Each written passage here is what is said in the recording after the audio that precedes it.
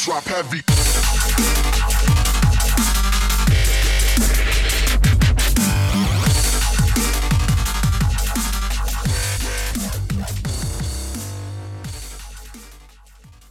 What have you been up to these days?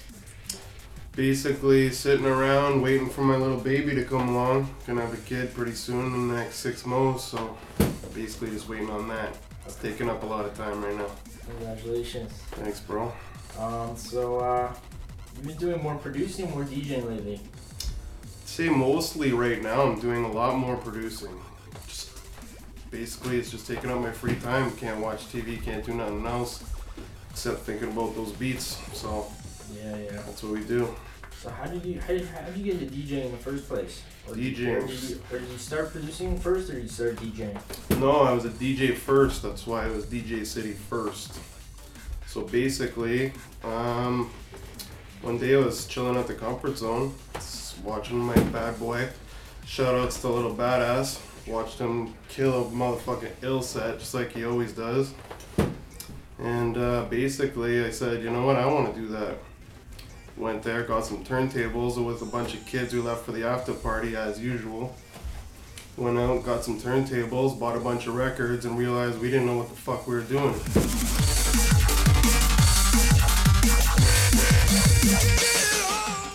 Well, the hilarious part is back then everything was on record, so there was no CDJs or anything like that. Actually, there was CDJs, but that's not what I was into back then. It was all about records. Everybody was playing with the records. And there was a new thing coming along like Serato and shit like that. But actually back then it was Stanton Final Scratch, I think was the first one. But anyways, we used to have to get all the music from Play to Record. To the Beat was the one that I would always go to. Pick up To the Beat. They're not around no more, but we'd go there and get the records. And my first time buying records, my first record experience was a real funny one. Basically went into the store, started grabbing any records, because I was a little bit embarrassed. I didn't really know what I was looking for. I knew the sound I liked, but I didn't know what I was looking for. So basically I would just buy 20, 30 records, go the fuck home, try and put them together, and realize that there's key and mood and shit like that you have to do with, which is stuff that I learned later on. But yeah, that was my first experience of buying records.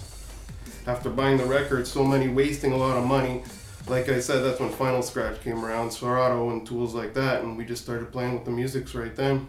MP3.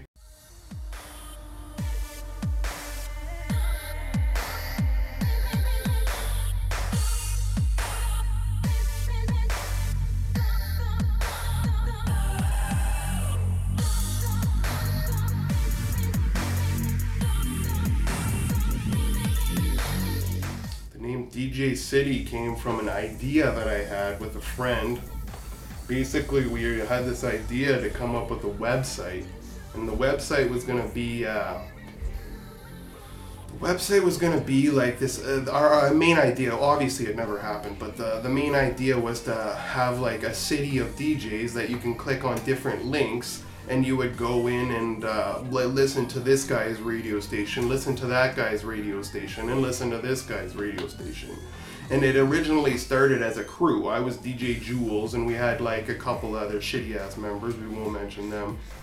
But everybody was getting way too fucked up all the time. It was all about the drugs. Everybody was getting high, and basically anybody who knows hanging out with everybody that's getting high all the time, a lot of shit starts going on, especially DJs too. Like, it's way too much hate. So basically the DJ City crew fell off before we even got one gig. So basically, by the time my first gig came around, I really wanted the DJ City thing to happen, so I just kind of said, fuck it, man, it's me. I am DJ City. Fuck the crew. I dropped the crew. Now it's just DJ City and bam, bam, bam. Here I am now.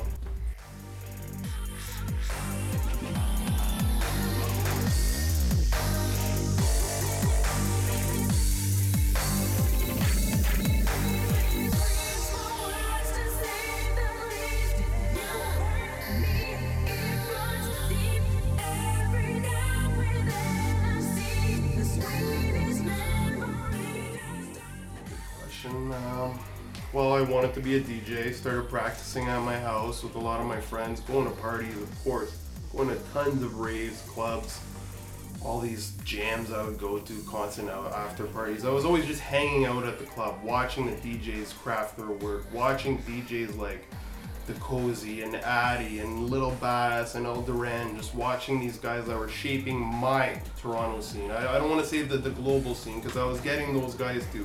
Like, I would watch Steve Lawler and DJ Dan, and back then I was really into the progressive tribal scene, so I would really like watch what those guys were doing.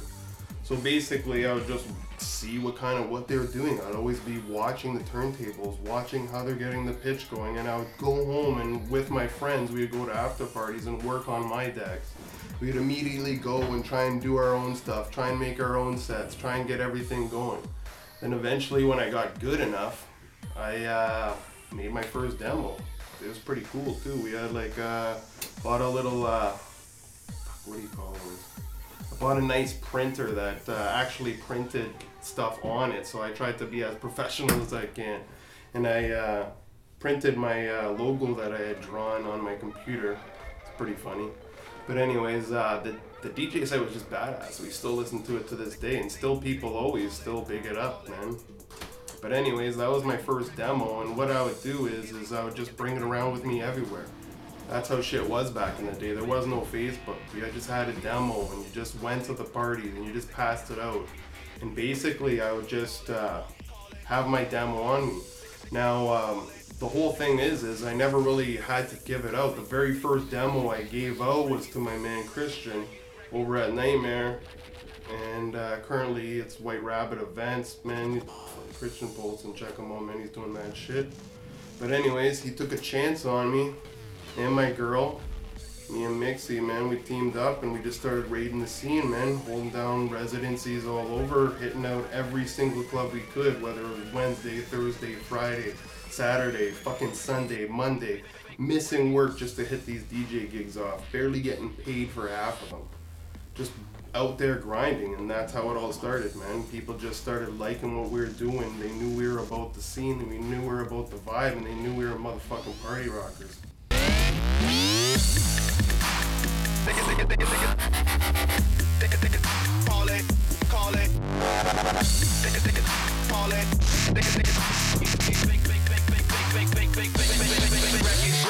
One thing about music, when they hit, you feel no pain. White folks that controls your brain. I know better than that. That's game, man. We ready for that. Two soldiers head of the pack. Matter of fact, who got the war? And where my army at? Rather attacking, packing. It don't reflect on how many records get sold on sex, drugs, and rock and roll. Whether your projects put on hold in the real world.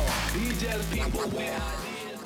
First time I made a song that when I played it out, when I played my first production out and I got the best vibe going from that, that's when I knew that production was something. That's when I learned, like, you get the best feeling from production. When you make a song and you think, man, this is kind of cool, but when you're playing it out and everybody's fucking going off to it, that's when you kind of say to yourself, man, it's all worth it, man.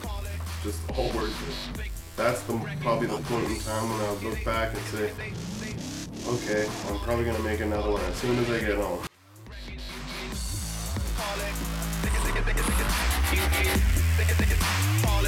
Call it.